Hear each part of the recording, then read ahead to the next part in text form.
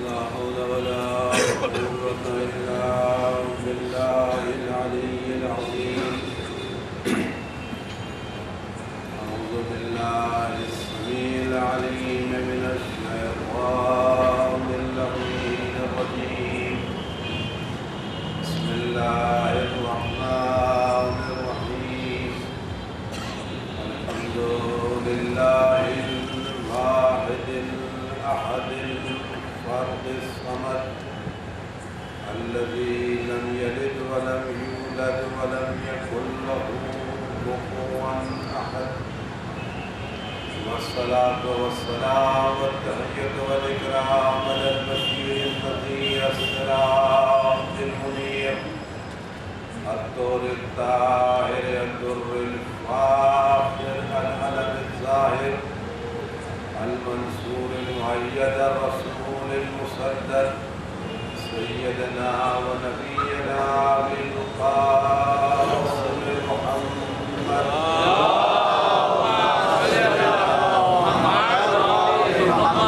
وعلى آله الطيبين الطاهرين المعصومين المظلومين الذين أذهب الله عنهم الرجس وطهرهم تطهيرا.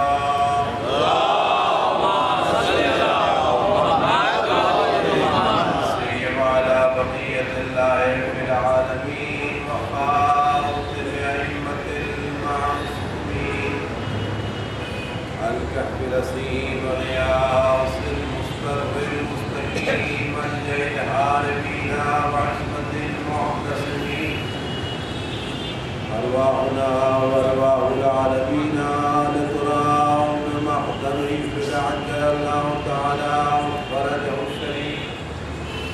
واللعنة الدائمة الباقية على أعدائهم وقتلتهم وغاصب حقوقهم أجمعين. أما بعد فقد قال الله الحكيم في كتابه الكريم. أعوذ بالله من الشيطان الرجيم. حبب إليكم الإيمان وزينه في قلوبكم وكره إليكم الكفر والفسوق والعصيان أولئك هم الراشدون. صلى الله عليه وسلم.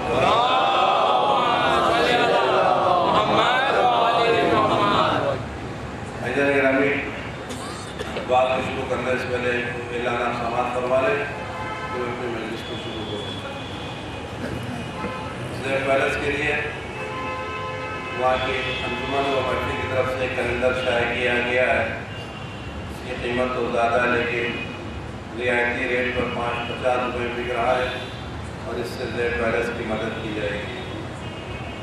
اور دوسرا اعلان یہ ہے کہ کچھ لوگوں نے بچوں کے لیے انگریزی میں ایک میگزین نکالا جس کا نام مجتبیٰ ہے. اس کا سالانہ ہدیہ 300 روپے ہے. آپ حضرات اس کو بھی حاصل کریں اور اپنے بچوں کو دکھائیں تاکہ وہ بھی دین حاصل کر سکیں. صلوات دیجیے محمد.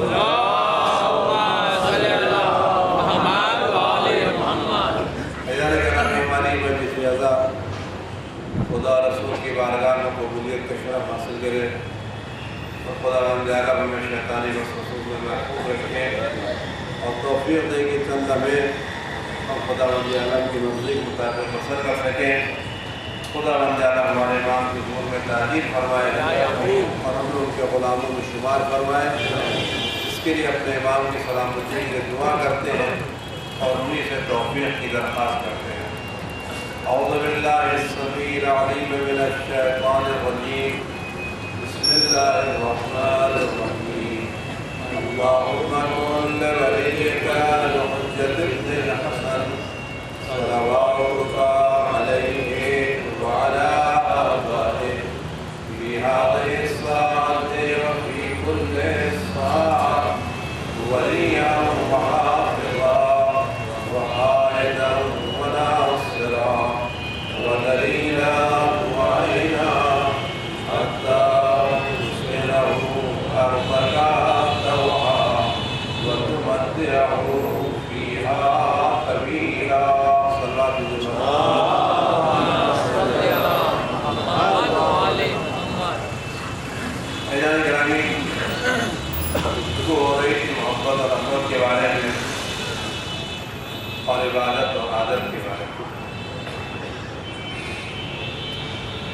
میں نے آپ سے عرض کیا تھا کہ دین اسلام میں محبت ایک بہت ہی عظیم رکن ہے، اور خاص کر اہل بیت اطہار علیہ السلام کی محبت وہ اتنا بڑا خزانہ ہے کہ جس کے مقابلے میں دنیا کی کوئی نعمت کسی بھی کام کی نہیں ہے۔ اور خدا کا لاکھ لاکھ شکر ہے ہم اس نعمت کی طرف متوجہ ہیں۔ لیکن میرا یقین ہے اگر ہمارے کسی بھی چھوٹے سے چھوٹے بچے کے پاس جس کو بہت زیادہ اچھے برے کی تمیز نہیں ہے، اگر اس سے کوئی بھی آدمی آ کر کے یہ کہے کہ ہم تمہیں دنیا کی بہت بڑی نعمت دینے کے لیے تیار ہیں،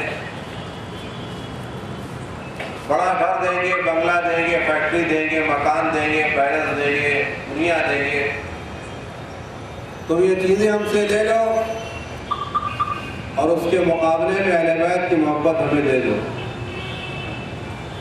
تو میرے خیال سے مجھے یقین ہے کہ ہمارا چھوٹے سے چھوٹا بچہ بھی جواب دینے میں وقت نہیں مانگے گا، بلکہ وہ فوراً یہ کہے گا تم چلے جاؤ، ہم محبت اہل بیت کا سودا نہیں کر سکتے۔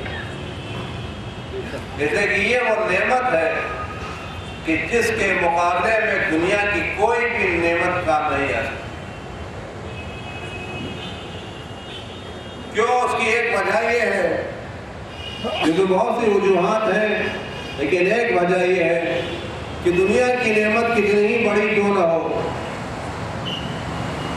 وہ کتنی ہی زیادہ کیوں نہ ہو، اس کو ہم شمار نہ کر سکتے ہوں، اس کو ہم گن نہ سکتے ہوں، اس کا ہمارے پاس اندازہ نہ ہو، وہ دولت اتنی بڑی ہے کہ ہمارے پشت در پشت کام آئے، نسل در نسل کام آئے، کتنی بڑی دولت ہو، کتنی بڑا اقتدار ہو، کتنی بڑی حکومت ہو، لیکن سب سے بڑی مسئلہ یہ ہے کہ کچھ بھی ہو وہ فنا ہو جانے والی ہے، اس دولت کو ہم دنیا میں چھوڑ کے جانے والے ہیں، اور اہل بیت کی محبت وہ دولت ہے جو اپنے ساتھ لے کے جانے والے ہیں۔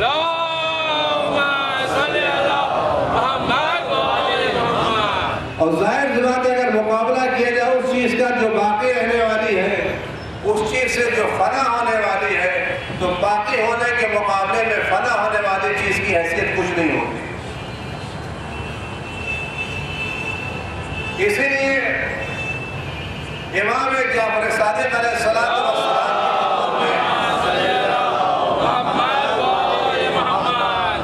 ایک آدمی نے خط لکھا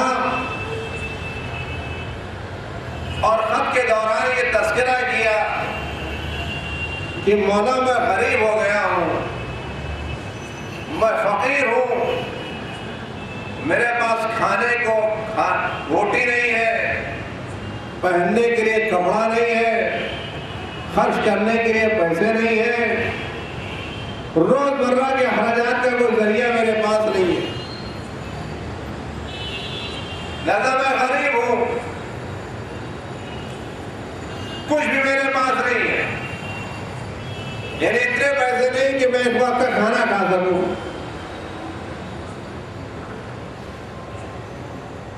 لہذا میں غریب ہوں، میری مدد کی جائے۔ امام نے اس کے جواب میں ایک جملہ لکھا، کہا تمہارا خط پڑھا اور خط پڑھ کے تعجب ہوا، کیا تمہارے دل میں ہماری محبت نہیں ہے؟ کیا تم ہمیں چاہتے نہیں ہو؟ کیا تم ہمیں عزیز نہیں رکھتے ہو؟ جس کے دل میں ہماری محبت موجود ہے وہ اپنے کو غریب کیوں کر سمجھتا ہے؟ غریب تو وہ ہے کہ جن کا دل ہماری محبت سے خالی ہے۔ غریب تم نہیں ہو، غریب وہ ہے کہ جن کا دل ہماری محبت سے خالی ہے۔ دنیا کے سب سے بڑے امیر تو وہ کہ تمہارا دل ہماری محبت سے بھرا ہوا۔ تو آپ غور فرمائیں، یہ عظیم نعمت ہے جو خدا نے ہم کو دی ہے. اس نعمت کو سنبھال کے ہمیں رکھنا ہے اور امانت کے طور پر اپنے بچوں کے سپرد کرنا ہے. اگر ہم نے یہ امانت اپنے بچوں کے سپرد نہ کی اور خدا نہ خواستہ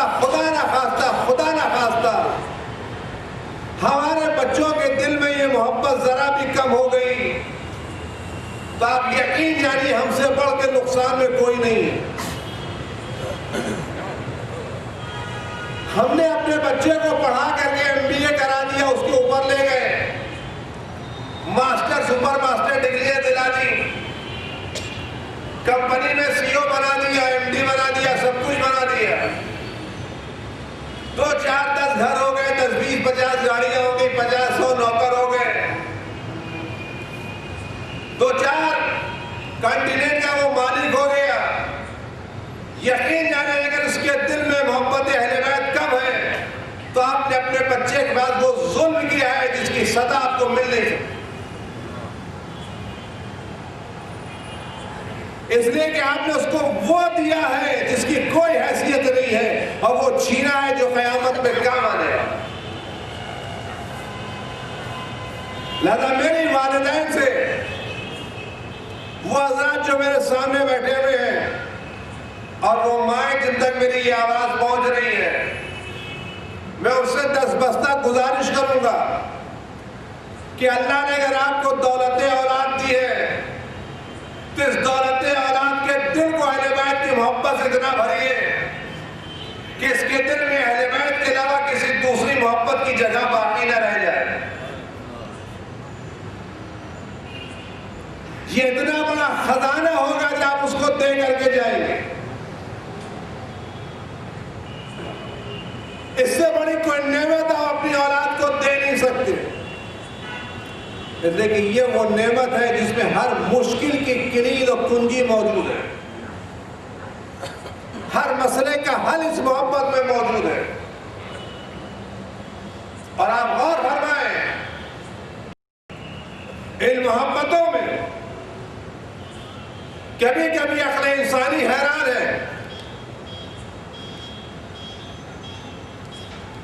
یعنی بڑے بڑے علماء مجتہدین سب مل کے حیران ہیں، عقلیں کام نہیں کر رہی ہیں. جب وہ یہ جملہ سنتے ہیں، دیکھیں ہمارا اور آپ کی تو کام ہی کچھ نہیں ہے. ہم کسی کے دیکھنے کے مشتاق ہو، تمہاری حیثیت کیا، ہماری بساط کیا، ہم کیا درجہ رکھتے ہیں جبکہ ہم آپ کو دیکھنے کے لیے بے چین ہیں. دیکھیے وہ حضرات جن کی زیارت کے لیے ملائکہ منتظر تھے، رسول خدا صلی اللہ علیہ وآلہ وسلم جب معراج میں آسمان پر تشریف لے گئے تو آپ نے آسمان میں ایک فرشتے کو دیکھا جس کو اللہ نے مولا کہنا حضرت علی ابن ابی طالب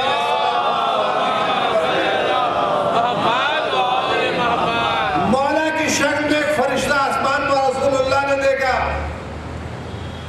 جبریل سے پوچھا، جبریل میں تو اپنے بھائی کو اپنے فرش پر سلا کے آیا ہوں، یہ علی یہاں کیسے آ گئے؟ فرمایا یہ علی نہیں ہے، خدا نے علی کی شکل میں ایک فرشتے کو بنا کے رکھا. کیا کیوں بنا کے رکھا؟ کہ آسمان کے فرشتے خدا سے یہ مطالبہ کر رہے تھے، پروردگار ہمیں علی کی زیارت کا شرف ملنا چاہیے، ہمیں زمین پر جانے کی اجازت نہیں ہے، لہذا ہم علی کی چہرے کی زیارت سے محروم ہیں، ہمیں زیارت کے لیے جگہ ملنا چاہیے. تو خداوند عالم کے فرشتوں کے مطالبے کو قبول کرتے ہوئے آسمان میں علی کے نام کا علی کے جیسا فرشتہ بنا دیا. جب بھی فرشتے علی کی زیارت کے مشتاق ہوتے جس فرشتے کو دیکھ لیتے ہیں، عزیز اس سے پتا چلا کہ جب محبت ہوتی ہے تو کسی کی شبیہ بنانا فعل خدا ہے، بدعت نہیں ہے. اگر آج ہم اپنے گھروں میں زری بنا کے رکھتے ہیں تو اس بنا پر رکھتے ہیں کہ کربلا نہیں جا سکتے تو کم از کم گھر ہی میں حسین کی زیارت کر لیں. اگر ہم اپنے گھر میں علم رکھتے ہیں تو اس لیے رکھتے ہیں کہ عباس کا روضہ نہیں دیکھ سکتے کہ علم دیکھ کر کے زیارت کر لیں. تو جب شوق بڑھتا ہے تو شبیہ بنتی ہے، اور تکلیف ان کو ہوتی ہے جن کو دشمنی ہوتی ہے. تو آپ بتائیں مولا کائنات کون؟ علی ابن ابی طالب علیہ السلام.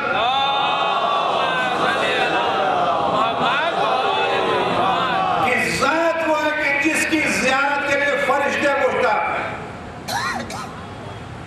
آسمان کے فرشتے، معصوم فرشتے جن کے دلوں میں خواہشیں نہیں ابھرتی، لیکن علی کی زیارت وہ ہے کہ ان فرشتوں کے دل میں بھی علی کی زیارت کی خواہش ابھر رہی ہے. اور یہ مطالبہ اتنا زور پکڑتا ہے کہ خدا کو علی کی شکل میں فرشتہ بنانا پڑا.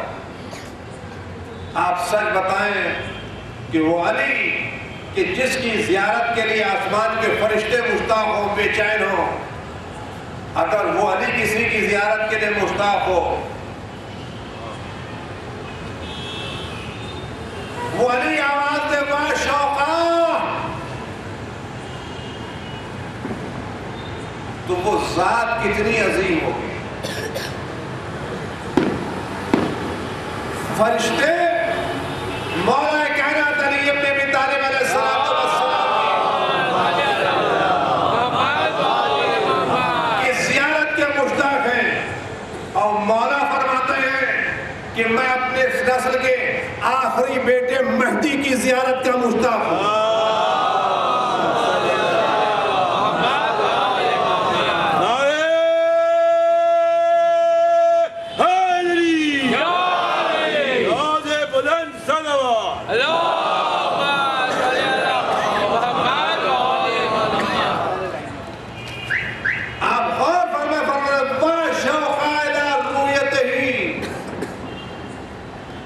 پروردگار، مجھے اپنے اس آخری بیٹے کی دیدار کی کتنی تمنا ہے. میں اس کو دیکھنا چاہتا ہوں، اور صرف اپنے فرزند کے دیکھنے کی تمنا نہیں ہے. اور اس حدیث سے اندازہ لگائیں کہ عظمتیں کیا ہیں. فرماتے ہیں کہ مجھے ان لوگوں کی بھی زیارت کا شوق ہے جو میرے آخری فرزند کے جانثار ہوں گے، جو ان کے خدمت گزار ہوں گے، جو ان کے امان و انصار ہوں گے، جو ان کے مددگار ہوں گے. وَشَوْقَ إِلَىٰ رُؤْيَتِهِمْ، مجھے ان لوگوں کی زیارت کا کتنا شوق ہے. آپ غور فرمائیں، یہ مولا کائنات کے کلمات کوئی جذبات کے کلمات نہیں ہیں. یہ اس بنا پر نہیں کہ باپ اور بیٹے کا رشتہ ہے. یہ کلمات نسبتوں کی نشاندہی کر رہے ہیں جو خداوند عالم نے 12ویں امام کو عطا کی ہیں. اگر خدا نے 12ویں امام کو عظمتیں نہ دی ہوتی تو علی جیسا مخلص بندہ اپنی دعاؤں میں ان کی رویت کے، ان کے دیدار کے مشتاق ہونے کی فریاد نہ کرتا کہ میں ان کا بھی دیکھنا چاہتا ہوں اور ان لوگوں بھی دیکھنا چاہتا ہوں جن کے امان و انصار میں ہوں گے. میں جملہ یہاں پہ یا کہنے کا گزر جانا چاہتا ہوں. اگر ہم چاہتے ہیں کہ ہمارے دیدار کی تمنا علی کے دل میں ہو اور ہم ان لوگوں میں شامل ہوں جو امام کے امان و انصار میں ہوں، تو ابھی وقت ہے کوشش کرنے کا، ابھی وقت ہے دعا کرنے کا، ابھی وقت ہے خدا سے مانگنے کا کہ پروردگار ہماری ساری زندگی لے لے لیکن ہمیں ان لوگوں میں شامل کر دے جو امام آخر کے خدمت گزاروں میں ہوں. اس لیے کہ درجہ کیا ہے، مولا کائنات ان کو دیکھنا چاہتے ہیں. اگر ہم ان لوگوں میں شامل ہو جائیں تو ہماری زیارت کی تمنا ان کو. اور عزیزو واقعہ تو ہوا ہے 260 ہجری میں، لیکن 70-80 سال پہلے، 100 سال پہلے لوگوں نے امام جعفر صادق علیہ السلام کو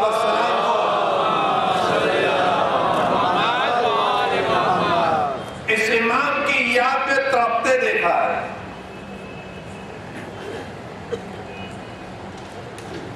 راوی کہتا ہے، صدائر صارفی کی روایت ہے کہ میں امام کی خدمت میں گیا تو دیکھا امام رو رہے ہیں اور ایسا تڑپ کے رو رہے ہیں جیسے وہ ماں روئے جس کا جوان بیٹا مار ڈالا گیا.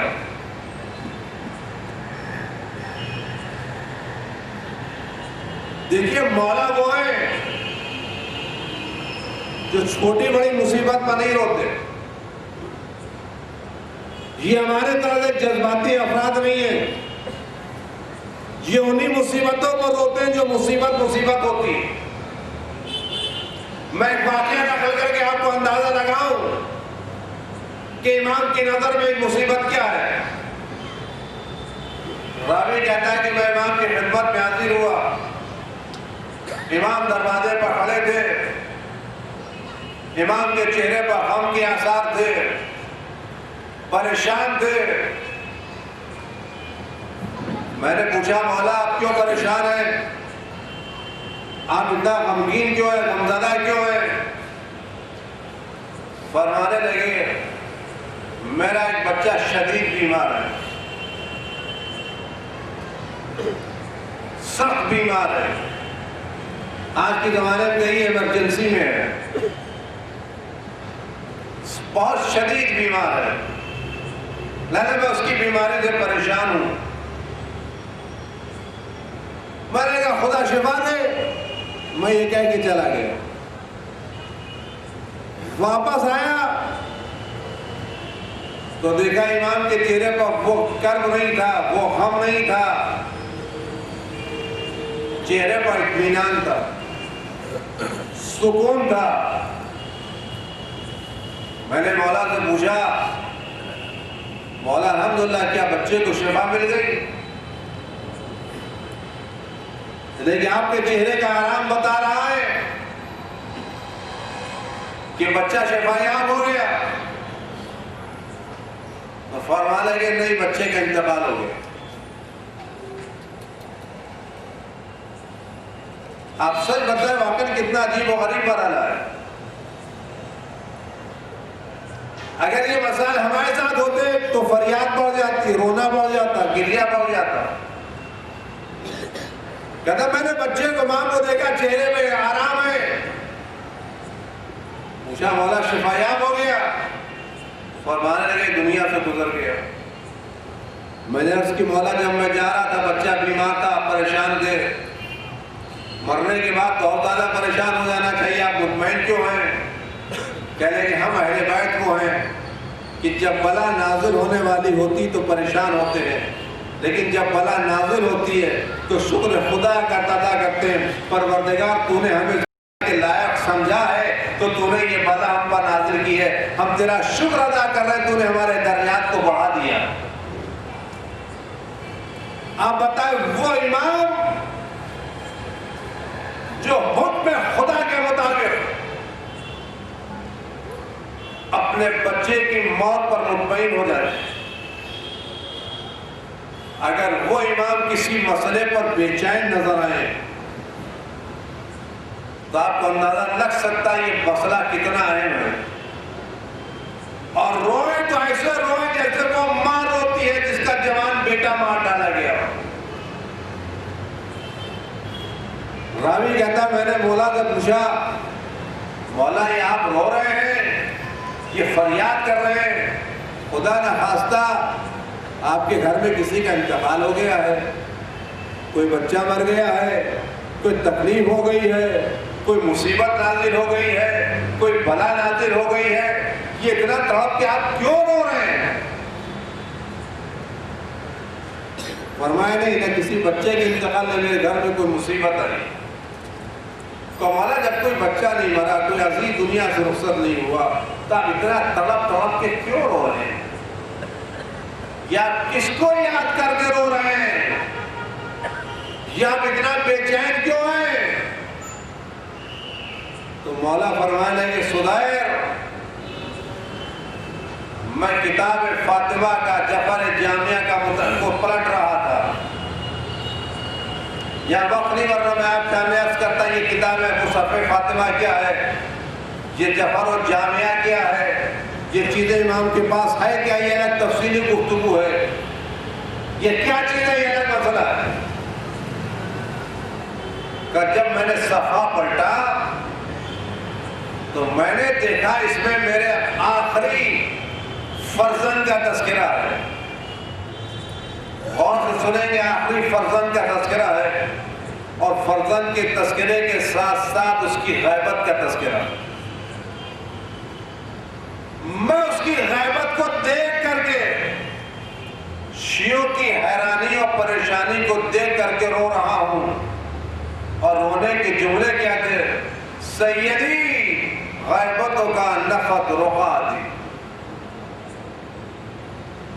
میرے آقا، میرے مولا، آپ کی غیبت نے میری آنکھوں کی نیند چھین دی ہے، مولا آپ کی غیبت نے میرا حرام چھین لیا ہے۔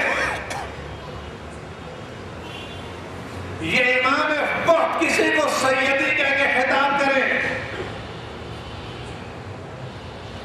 اور اس کے فراق میں تڑپ تڑپ کے روئے، اس سے اندازہ لگائیے کہ امام وقت کی عظمتیں کیا ہوگی۔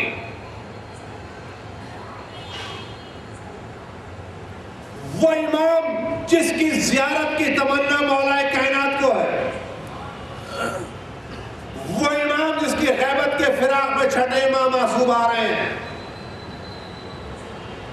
خدا نے آپ کو وہ امام امامت کے طور پر دیا ہے۔ آپ سچ بتائیں آپ کی عظمتیں کتنی ہیں، آپ کی قسمت کا ستارہ کس بلندی پر ہے کہ جس کی زیارت کی تمنا امام اول کو ہے اور جس کے فراق میں چھٹے امام معصوم آ رہے ہیں۔ خدا نے ہمیں اور آپ کو اس امام کی امامت پہ رکھا ہے،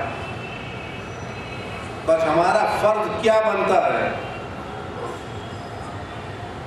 ہم اس کو غور سے سنیں اور اپنے دل میں ان کی محبت پیدا کریں، یہ ایسے ہی غفلت میں پڑے رہیں۔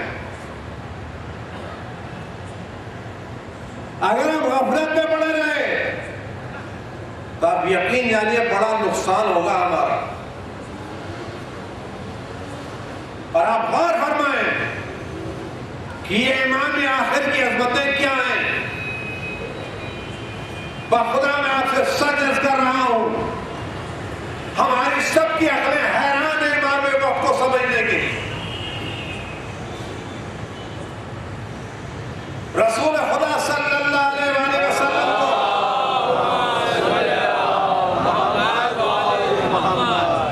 خداوند عالم نے معراج عطا کی، اور معراج ایک مرتبہ نہیں 120 مرتبہ عطا کی۔ پیغمبر جب آسمان پر تشریف لے گئے تو پیغمبر نے اللہ سے درخواست کی، پروردگار میں اپنے اوصیاء کو دیکھنا چاہتا ہوں، اپنے جانشینوں کو دیکھنا چاہتا ہوں، اپنے خلفاء کو دیکھنا چاہتا ہوں، میرے جانشین کون ہیں پروردگار مجھے دکھا دے۔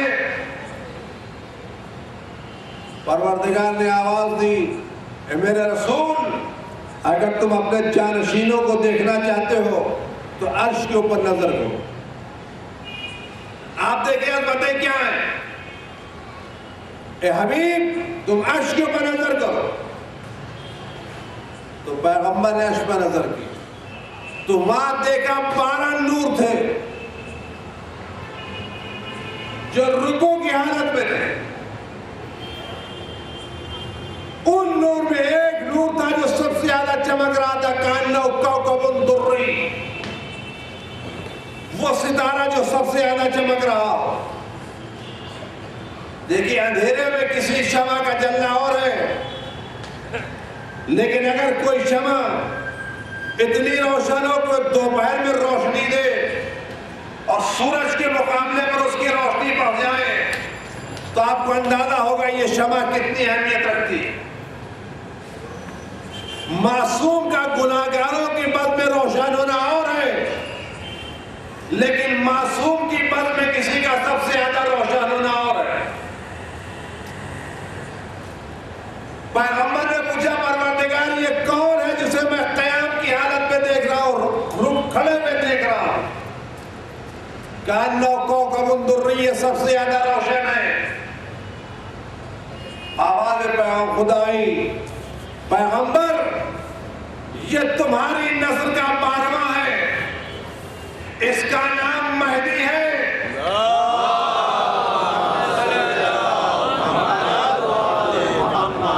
آپ اتنی آسان سے سلوات بھیجیں گے، آپ نے کیا تذکرہ کریں؟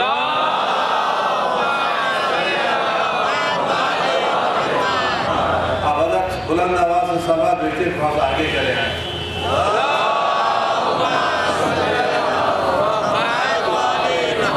ابھی جگہ ادھر خالی چلے آئیں، سلوات بھیجیں گے۔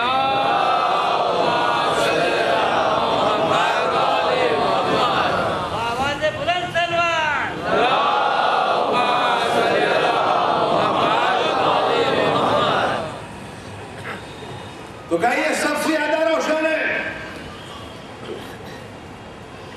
اور اس کے بعد جب جملہ ملتا روایتوں میں، کہا یہ وہ ہے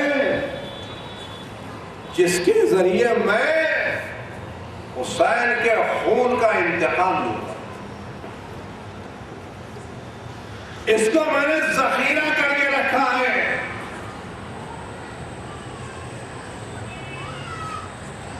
اس کے ذریعے میں حسین کے خون کا انتقام لوں گا۔ آپ غور فرمائیں، کہتے حسین کے واقعے کو تو 1400 برس ہو گئے، ابھی تک انتقام کیوں نہیں لیا گیا؟ اس کی وجہ یہ انتقام اس لیے نہیں لیا گیا کہ ابھی قاتلوں کی فہرست تمام نہیں ہوئی۔ دیکھیے قیامت کے دیر میں آنے کی وجہ کیا ہے؟ قیامت جگہ حساب و کتاب کی، تو حساب اس وقت کلوز کیا جاتا ہے جب سارے مسئلے ختم ہو جائیں۔ اگر آپ انکم آنے سے پہلے ہی حساب کلوز کر دیں تو بقیہ انکم آئے گی وہ کہاں جائے گی؟ اور بقیہ جو نقصان ہوگا وہ کہاں جائے گا؟ دیکھیے آپ نے ایک اچھا کام کیا تو آپ کو ثواب ملا، لیکن آپ نے اچھا کام کرنے کے ساتھ ساتھ ایک مسجد بنوا دی، ایک مدرسہ کھول دیا، ایک کنواں کھود دیا، تو جتنے لوگ اس مسجد میں نماز پڑھتے رہیں گے ان کا ثواب کس کو ملے گا؟ جس نے بنایا اس کو ملے گا نہیں ملے گا؟ اب اگر مرنے کے بعد فوراً اس کا حساب کتاب کر دیا جائے تو اب جو اس کے مرنے کے بعد سے قیامت تک لوگ اس مسجد میں نماز پڑھتے رہیں گے تو یہ ثواب کس کے نام اعمال میں جائے گا؟ اس کا چیپٹر تو کلوز ہو گیا۔ اسی طرح سے کسی نے برا کام کیا، بری سنت رائج کی، گناہ کا طریقہ رائج کیا، جیسے فرض کریں معاذ اللہ جن لوگوں نے شادیوں میں مکس گیدرنگ رائج کر دی، بے پردگی رائج کر دی، حلال حرام ملا ہوا کھانا رائج کر دیا، اور بہت سی چیزیں رائج کر دی، تو اب جتنے لوگ اس روش پر چلیں گے ان کا گناہ کس کے حساب میں لکھا جائے گا؟ تو جب تک یہ روش باقی ہے اس وقت تک گناہ ہو رہا نہیں ہو رہا ہے. تو جب تک دنیا باقی ہے اس وقت تک نیک اعمال کا سلسلہ بھی جاری ہے، اور جب تک دنیا باقی اس وقت تک برے اعمال کا سلسلہ بھی جاری ہے. اس لیے خدا بند عالم قیامت سے پہلے کسی کا مکمل حساب کرتا نہیں ہے کہ جب قیامت آ جائے گی تو نیک اعمال کا سلسلہ بھی بند ہو جائے گا، برے اعمال کا سلسلہ بھی بند ہو جائے گا، تاکہ جس نے نیکیاں کی اس کو پورا بدلہ مل جائے، جس نے برائیاں کی اس کو پورا بدلہ مل جائے. تو جب یہ مسئلہ ہے تو حسین کی زیارت میں کیا پڑھتے ہیں؟ لعنت ان لوگوں پر جنہوں نے قتل کیا، لعنت ان لوگوں پر جنہوں نے ظلم کیا، لعنت ان لوگوں پر جنہوں نے سنا اور راضی رہے. تو قتل کرنے والے تو کربلا میں ختم ہو گئے، ظلم کرنے والوں کا سلسلہ ختم ہو گیا، لیکن حسین کے ظلم کو سن کے راضی رہنے والوں کا سلسلہ ابھی تک جاری ہے. تو جب یہ سلسلہ جاری ہے تو انتقام اس وقت لیا جائے گا جب یہ سلسلہ ختم ہو جائے گا. اس لیے آخری امام انتظار کر رہا ہے کہ دیکھیں کتنے قتل حسین پر راضی ہے، تاکہ کوئی قاتل حسین بچ کے جانے نہ پائے. لہذا آپ مت گھبرائیے کون کون فتویٰ بدعت کے فتوے دے رہا ہے. یہ بدعت کے فتوے نہیں ہو رہے، یہ انتقام کی فہرست تیار ہو رہی ہے. دیکھیں کون کون آ رہا ہے. خدا نے اس کو آخری ذخیرہ بنا کے رکھا ہے. وہ غیبت کے پردے میں بیٹھا ہوا ایک ایک کو دیکھ رہا ہے. ہماری نگاہیں اس کے اوپر نہیں ہے، لیکن وہ ہم میں سے ایک ایک کو ہمارے نام کے ساتھ جانتا ہے. کمپیوٹر اس کے سامنے فیل ہے. آپ یقین جانیے ہمارا امام وہ امام ہے. اگر ہم ان کے سامنے جائیں اور خدا وہ توفیق عطا کرے کبھی ان کو دیکھنے کی شرف مل جائے، تو اگر وہ ہم ان کے سامنے جائیں گے تو ہمارا نام جانتے ہیں، ہمارا خاندان جانتے ہیں، ہمارے اعمال جانتے ہیں، ہماری نیتیں جانتے ہیں، جو کچھ ہم دل میں چھپائے ہوئے ہیں وہ جانتے ہیں. ہم اپنے اس امام سے کوئی چیز مائکرو فلم بھی ہو اس کو بھی نہیں چھپا سکتے. ہم ہزار قصبیں کھا کر کبھی ایک معمولی سی چیز چھپا نہیں سکتے. تو جب چھپا نہیں سکتے تو ایسے کام کریں جب جائیں تو شرمندہ نہ ہوں. آپ دیکھیں یہ امام کتنا عظیم ہے. معراج میں خداوند عالم نے پیغمبر سے کیا فرمایا؟ دیکھیں پیغمبر خود وہ ہیں جو محبوب خدا ہیں. محبوب خدا کسی نبی کا لقب نہیں ہے. اگر محبوب خدا کسی کا لقب ہے تو ہمارے نبی حضرت محمد مصطفیٰ صلی اللہ علیہ وسلم، یعنی تمام انبیاء میں محبوب صرف ایک، کوئی محبوب خدا پیغمبر کے علاوہ نہیں ہے. یعنی کوئی بھی ذات ایسی نہیں کہ جس کو خدا پیغمبر سے زیادہ چاہتا ہو، جس سے خدا پیغمبر سے زیادہ محبت کرتا ہو. اگر کسی اور سے محبت کرتا ہوتا تو خدا اس کو بھی محبوب اپنا بناتا. لیکن محبوب رب العالمین پیغمبر کی ذات اقدس. تو جو ذات محبوب رب العالمین ہو اس ذات سے خدا کیا فرما رہا ہے؟ جب خدا بند عالم نے آخری امام کے نور کو دکھایا اور دیکھا یہ نور سب سے زیادہ روشن ہے، یہ نور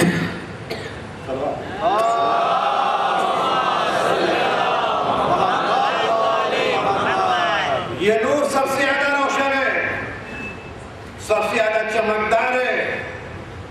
تو خدا نے پیغمبر سے فرمایا پیغمبر احب ہو، پیغمبر تم اس کو چاہو.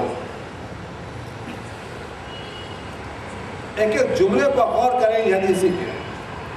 پیغمبر احب ہو، اس کو چاہو. کیوں؟ فَإِنِّي أُحِبُّهُ، تم اس کو چاہو لیکن میں اس کو چاہتا ہوں. یہاں تک مسئلہ ہے پیغمبر تم اس کو چاہو اس لیے کہ میں اس کو چاہتا ہوں. بات یہیں پر تمام ہو جاتی تو مسئلہ کوئی زیادہ نہیں تھا، لیکن بات اس کی جاتا ہے پیغمبر تم اس کو چاہو اس لیے کہ میں اس کو چاہتا ہوں. وَأُحِبُّ مَن يُحِبُّهُ، اور پیغمبر جو اس کو چاہے گا میں اس کو بھی چاہوں. یعنی پیغمبر تم محبوب ہو، تم میرے حبیب ہو، میں تمہیں چاہتا ہوں، بہت زیادہ چاہتا ہوں. لیکن اگر تم چاہتے ہو کہ میں تمہیں اور زیادہ چاہنے لگوں، میں تم سے اور زیادہ محبت کرنے لگوں، تو تم اس آخری کو چاہو. آپ سچ بتائیں یہ آخری کتنا عظیم ہے کہ جس کے چاہنے سے خدا پیغمبر کو زیادہ چاہنے لگتا ہے. تو جس کے چاہنے سے خدا پیغمبر کو زیادہ چاہنے لگتا ہے، اگر ہم اس کو چاہیں گے تو کیا خدا ہمیں نہیں چاہے؟ اگر ہم چاہتے ہیں کہ خدا ہمیں چاہنے لگے تو ہمیں اس بارے کو چاہنا چاہیے، ہمیں اس کا تذکرہ کرنا چاہیے. اور جو کسی کو چاہتا ہے وہ اپنے دل سے اس کو بھلاتا نہیں ہے. بھلائی وہ چیز جاتی ہے کہ جس کے دل میں اثر کم ہوتا ہے. اگر آپ کا بیٹا باہر مسافرت پر چلا جائے تو کیا آپ اس کو بھول جائیں گے؟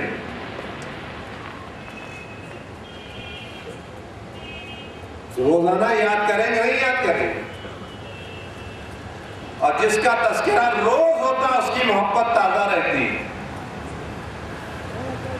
ورنہ کتنے ایسے دوست ہیں جو شروع میں ایک دوسرے سے بڑے قریب تھے، بڑے عزیز تھے، ایک دوسرے کے بغیر چین نہیں تھا، لیکن نوکری ان کو کسی دوسرے شہر میں مل گئی، یہ کہیں اور چلے گئے. شروع میں روزانہ ٹیلی فون کرتے تھے، پھر ہفتے میں ہونے لگا، پھر مہینے میں ہونے لگا، پھر سال میں ہونے لگا. اب جب واپس آئے تو جو ہمیشہ بیٹھے رہتے تھے وہ بمبئی آنے کے بعد کبھی کبھی ملتے ہیں. اور پہلے ایک زمانے میں ہم دوست تھے. یہ محبت کیوں کم ہو گئی؟ لیکن ہم نے تذکرہ کم کیا. اگر ہم اسی طرح سے مینٹین رکھتے اپنی یاد کو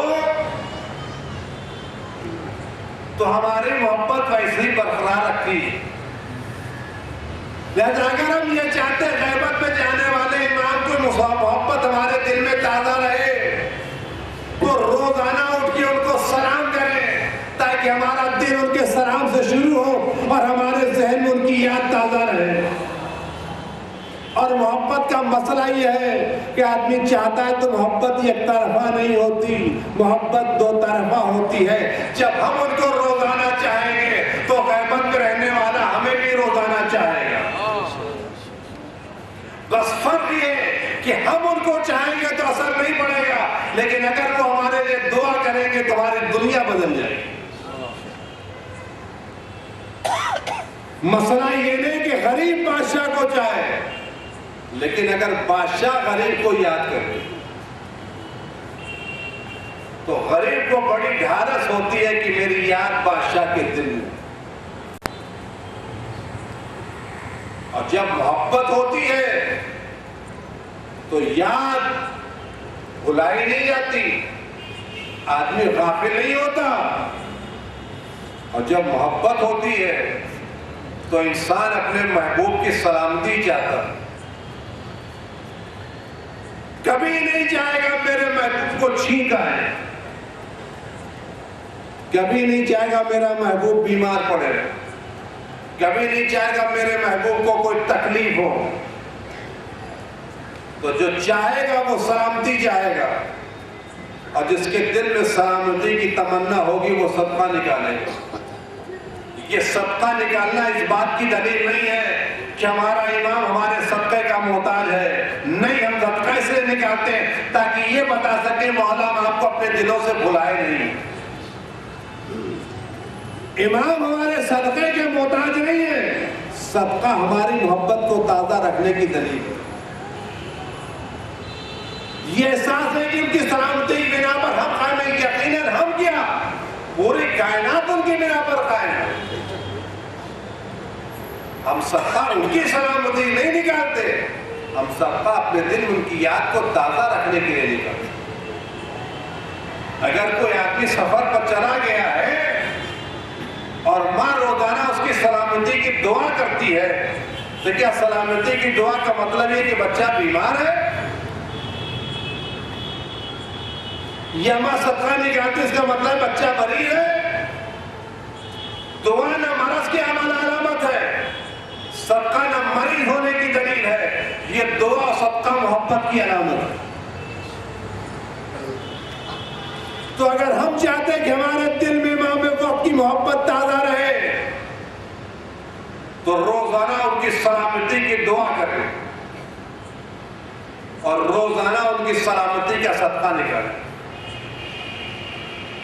عزیزوں, اگر ہم یہ کام کریں گے تو اپنے اوپر احسان کریں گے,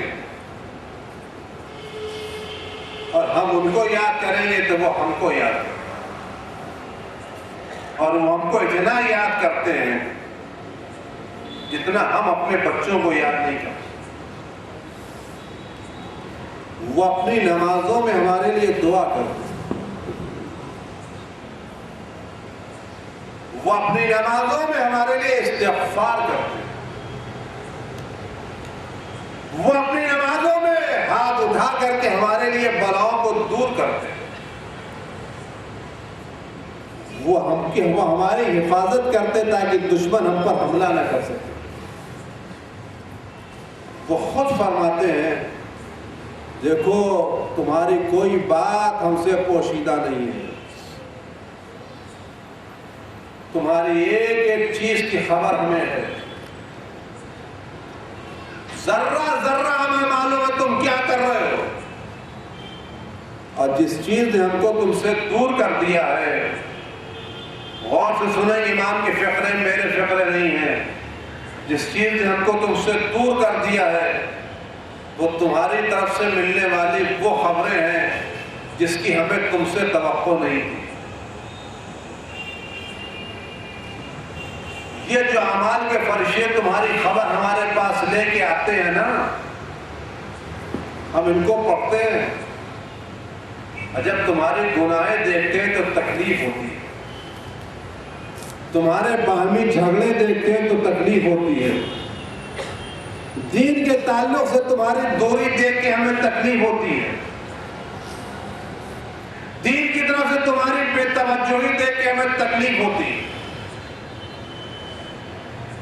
بمبئی میں اتنا بڑا مجمع ہے اور اتنے چاہنے والے لوگ موجود ہیں, جب کل صرف اتنے لوگ تھے جو گنتیوں پر انگلیوں پر گنے جا سکتے تھے, تو ان لوگوں نے شیعت کو دنیا کے گوشے گوشے پر پھیلا دیا. آج تمہارا اتنا بڑا مجمع ہے, تم اپنے گھر میں شیعت کو باقی نہیں رکھ سکتے.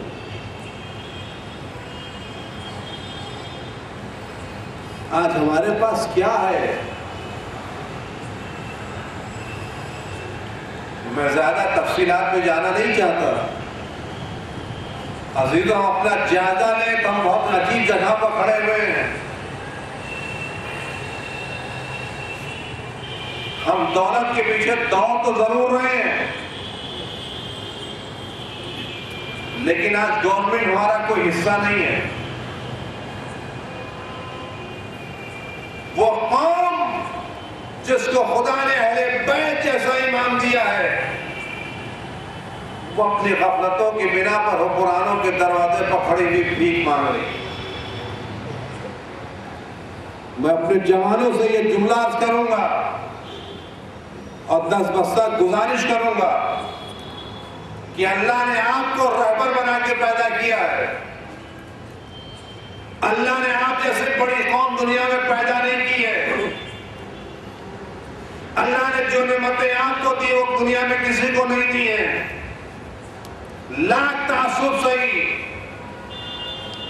لاکھ مسائل صحیح، لیکن آپ پہلے بیت کے چاہنے والے اپنوں میں اتنی صلاحیت پیدا کریں کہ دنیا اپنے انتظام کے لیے آپ کے دروازے پر انتظام کی بھیک مانگنے آئے۔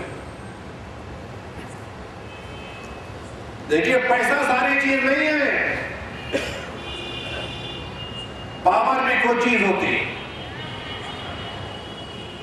وقت میں گنجائش نہیں کہ میں آپ سامنے تفصیلات عرض کروں، لیکن میں جوانوں سے کہوں، ان کے والدین سے کہوں گا، خدا نے آپ کو رہبر بنایا تو رہبر بن کے رہیے، غلام بن کے نہیں۔ آپ 50-60 سال پہلے کسویں دیکھے دیکھے شیعہ کیسے رہبری کی منزلوں میں تھے۔ یہ 50-60 سال ہم گر کے کیوں گئے ہیں؟ عزیزو، ہمارا وہی امام ہے، وہی دین ہے، وہی مذہب ہے، وہی قرآن ہے، وہی عزاداری ہے۔ ہمیں پھر ایک کروٹ لینا پڑے گی، اور والدین کی ذمہ داری ہے کہ بچوں کو لے کے جائیں۔ عزیزو دوستو، ہمارا امام آپ کو یاد کر رہا ہے، اور ایک جملہ عرض کر کے بات تمام کروں گا۔ جب امام نے جملہ کہا، یہ امامی کے جملے ہیں، فرماتے ہیں میں اس شخص کے لیے دعا کرتا ہوں۔ امام معصوم کہتے ہیں میں اس شخص کے لیے دعا کرتا ہوں جو میرے جد حسین کی مصیبت پڑھنے کے بعد، حسین کی مصیبت یاد کرنے کے بعد، حسین پر آنسو بہانے کے بعد جو میرے لیے دعا کرتا ہے، میں اس کے لیے دعا کرتا ہوں۔ عزیزو، اگر ہم یہ چاہتے ہیں کہ ہمارا امام ہمارے لیے دعا کرے، تو اپنے گھر میں بیٹھ کر کے مجلسوں میں آ کر کے حسین کی مصیبت کو یاد کر کے آنسو بہائیں، اور جب آنسو بہ رہے ہوں تو خدا سے کہے پروردگار اس کو بھیج دے جو فرش عزا کا وارث ہے، اس کو بھیج دے جو مجلس عزا کا وارث ہے، اس کو بھیج دے جو عزاداری کا صحیح ذمہ دار ہے۔ عزیزو، ہم ان کے لیے دعا کریں گے، وہ ہمارے لیے دعا کریں گے۔ آج کی بات یہیں پر تمام، بقیہ باتیں کل عرض کروں گا۔ عزیزو، دھیرے دھیرے آپ نے دیکھا محرم تمام ہو گیا، آج 7ویں کی رات آ گئی۔ 7ویں کا دن وہ ہے جب حسین کے خیمے میں پانی نہیں تھا۔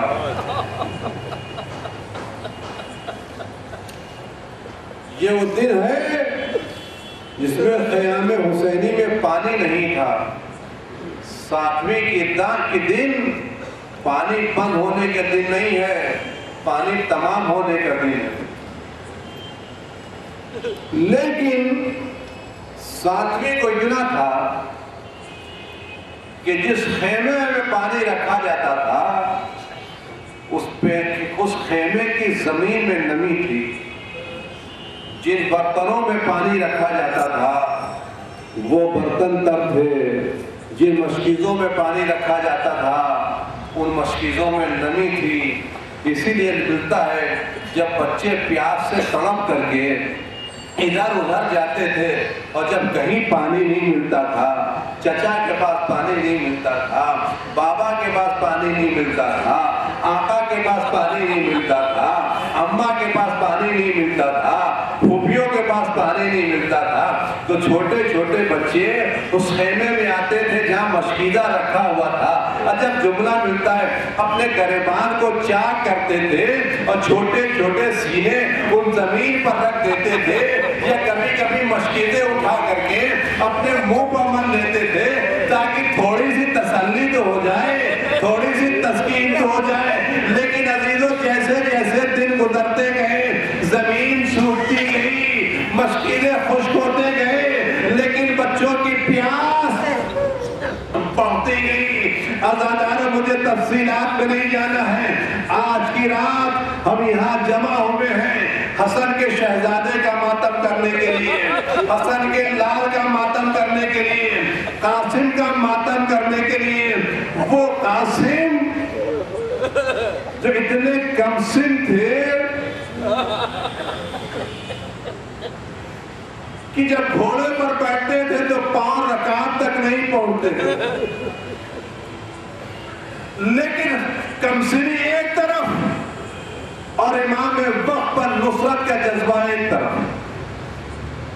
عزیزو سنیں، اور جوانوں کو دعوت دے رہا ہوں کہ قاسم کے مصائب سننے کے ساتھ ساتھ جب آپ کی آنکھوں میں آنسو آئیں تو ہاتھوں کو دعا کر کے بڑھا کر کے دعا کریں، پروردگار ہمارے جوانوں میں بھی قاسم جیسا جذبہ پیدا کر۔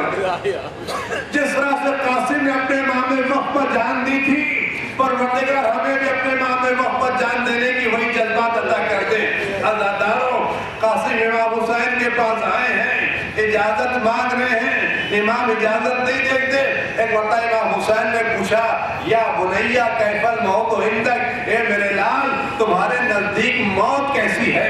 بیٹے نے فرمایا، مولا میرے آقا موت تو میرے نزدیک شہد سے زیادہ شیریں ہے۔ عزاداروں، جب آواز سنی حسین خوش ہو گئے، کہا بابا چچا کیا میرا نام مرنے والوں میں نہیں ہے؟ کہا بیٹا نہیں، تمہارا نام بھی شہید ہونے والوں میں ہے، اور تم کیا اصغر بھی شہید ہو۔ عزیزوں تو غیرت ہاشمی تھی، جب ابا اپنا نام سنا تو خوش ہوئے، لیکن جب اصغر کا نام سنا تو غیرت ہاشمی جوش کر گئی، آوازی چچا کیا اشکیا خیمے میں چلے آئیں گے؟ یعنی قاسم کیسے کہے کہ اشکیا خیمے میں چلے آئیں گے؟ یعنی غیرت ہاشمی ہے کہ کوئی نامحرم ہمارے خیمے میں کیسے آئے؟ اجرکم علی اللہ۔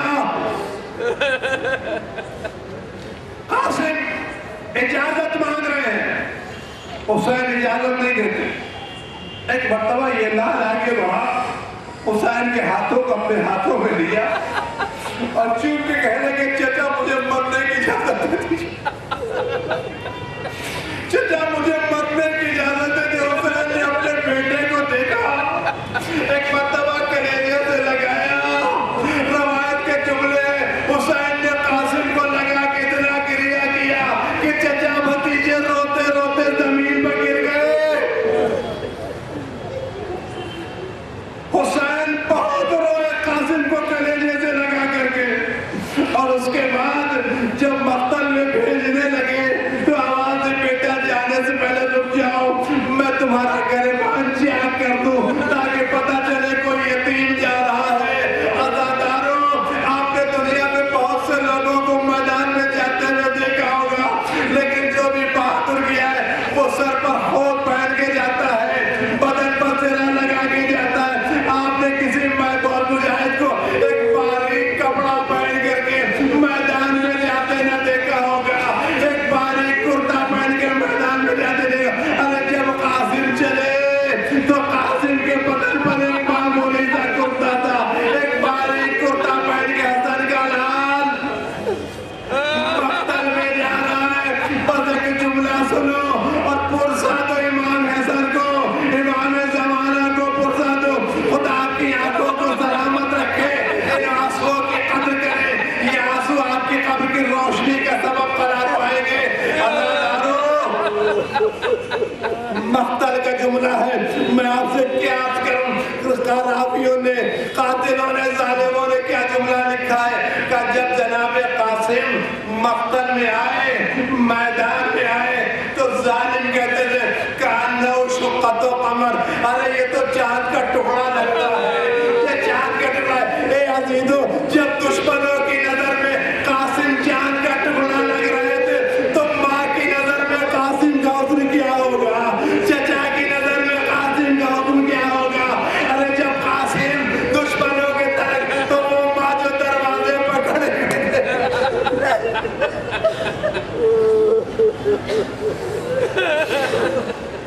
وہ ماں جو دروازے پر کھڑی ہوئی دیکھ رہی ہوگی، اس کی موضوع کی نظر میں اس قاسم کا حسن کیا ہوگا؟ مجھے زیادہ تفصیلات میں نہیں جانا، بدل جاتا ہے آپ کے آنسو امام زمانہ کی بارگاہ تک پہنچ جائیں اور امام زمانہ ہمارے اس فریاد اور آزادی کو قبول کریں۔ عزادارو، بیٹا میدان میں جنگ کر رہا ہے، قاسم لوگوں کو مارتے چلے جا رہے ہیں۔ راوی کہتا ہے ایک مرتبہ قاسم کا گزر ایک درخت کے نزدیک ہوا، میں نے دیکھا ایک آدمی ہاتھوں میں نیزہ لیے کھڑا ہے۔ کہا تو کیا کرنا چاہتا ہے؟ تو کیا کرنا چاہتا ہے؟ کہنے لگا میں قاسم کو وار کرنا چاہتا ہوں۔ کہا تجھے شرم نہیں آتی؟ ارے ایسے بچے پر، ایسے خوبصورت پر کوئی وار کرتا ہے؟ کہتا ہے جیسے ہی قاسم اس کے پاس سے گزرے، اس نے ایسا نیزہ مارا کہ قاسم کے پشت پر لگا۔ حسین کا لال گھوڑے پر سنبھل نہ سکا، زمین پر آیا۔ اجرکم اللہ، حسین کا بھتیجا، حسین کا لال زمین پر آیا اور گرتے گرتے آواز دی، یا اماں ادرکنی، اے میرے چچا، اے میرے چچا میری فریاد کو آؤ، اے میرے بابا میرے فریاد کو آؤ۔ عزادارو، مقتل کا جملہ ہے، جیسے ہی حسین نے قاسم کی آواز سنی دوڑتے ہوئے گئے۔ ارے کہتے جاتے تھے، ارے ظالمو تم نے میرے بیٹے کو مارا، تم نے میرے بھتیجے کو مارا، ارے میرا لال کہاں ہے، میرا نور نظر کہاں ہے، میرا لخت جگر کہاں ہے؟ حسین دوڑے دوڑے قاسم کی لاشے پر آئے۔ عزیزو جب قاسم کی لاشے پر حسین پہنچے تو ایک مرتبہ ہاتھ بھر کے کہنے لگے، میرے لال تیرے چچا کے لیے یہ بات بہت عزیز ہے، بہت دردناک ہے۔ اے بیٹا، تو چچا کو مدد کے لیے پکارے اور تیرا چچا مدد کے لیے نہ آئے، اور آئے تو اس وقت آئے جب تیری کوئی مدد نہ کر سکے۔ حسین قاسم کے سرانے بیٹھ گئے، بس آخری فقرے سنے، امام نے وقت کو پرسا دے، ایک آنسو کو ذخیرہ بنا کے رکھے۔ حسین جب قاسم کا لاشا لے